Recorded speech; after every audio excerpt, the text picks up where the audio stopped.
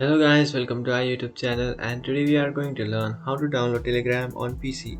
So let's get started. So if you want to download your Telegram application on PC, what you can do is just open up your Microsoft Store, and after opening up your Microsoft Store, in search bar you can search for Telegram.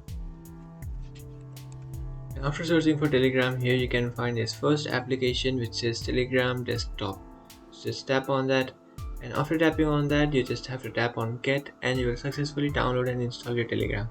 I don't have a get option because I have already installed Telegram in my computer PC.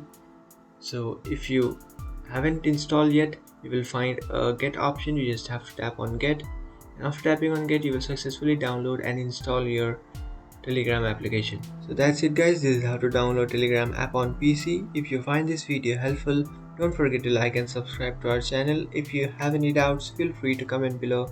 Thanks for watching.